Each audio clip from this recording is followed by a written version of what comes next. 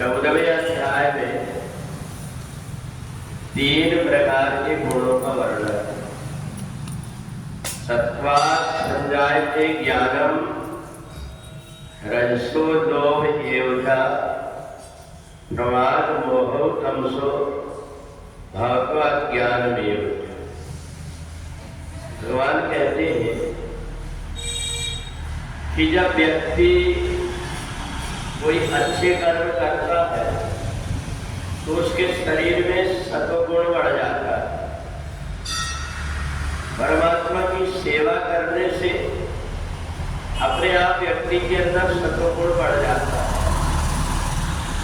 परंतु जब व्यक्ति के अंदर लोभ आता है तो उसके अंदर सत्वगुण थोड़ा कम होकर के रजोगुण बढ़ जाता है। और इसके बाद में अगर उस व्यक्ति के अंदर तमोगुण आ गया तो जहां बैठेगा वहीं ऊँघने लगेगा, सोने लगेगा। अज्ञान और मोह ये दोनों ही तमोगुण से उत्पन्न होते हैं। और इसलिए ये तीनों प्रकार के गुण हमारे शरीर में, हमारी जैसी दिनचर्या रहती उसके अनुरूप हमारा खाना कैसा है, हम बातें कैसी करते हैं, हम व्यवहार कैसे करते हैं, ये सारी चीजें देख करके 3 प्रकार के गुण बनते हैं। ऊर्ध्वं गच्छति सत्वस्था। यहाँ संसार में तो व्यक्ति को पता लग जाता है कि मेरे अंदर सत्वगुण बढ़ा हुआ है, उसकी बुद्धि तेज काम करने लगती है, हर चीज का उसको ज्ञान रहता है कि संसार में आकर के मेरे को अच्छे कर्म करना है, किसी की बुराई नहीं करना है, किसी की आत्मा को नहीं दुखाना है, ये उसको ज्ञान हो जाता है और शरीर के अंदर सत्वगुण बढ़ जाता है।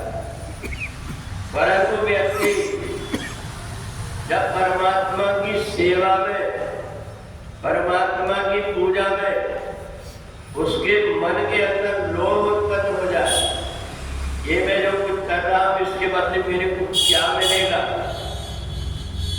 तुरंत उसकी वृत्ति बदल जाएगी और सत्वगुण के काम कर रहा है, परंतु वो लोभ में ग्रसित होकर के धन के पीछे भागने लगे। और तीसरा वो व्यक्ति है जिसने खाने पीने का कोई विचार नहीं किया, कितना खाना चाहिए, क्या खाना चाहिए, इसका विचार नहीं किया।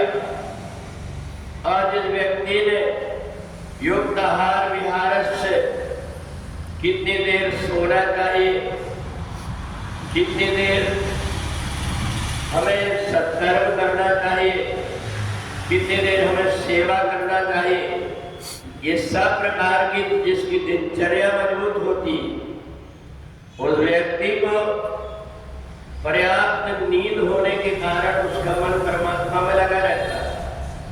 और एक तो वो जैसे ही पूजन करने बैठेगा, माला करने लगेगा, वो लटकने लगेगा, झपकी आने लगेगी। इसलिए युक्त आहार विहार युक्त चेष्टा कर्मसु, हमें नींद भी उतनी ही लेना चाहिए जिससे कि पर्याप्त, जो व्यक्ति रात्रि में पर्याप्त नींद सो लेता है उस व्यक्ति को दिन में आलसी नहीं आती, दिन में सोता नहीं।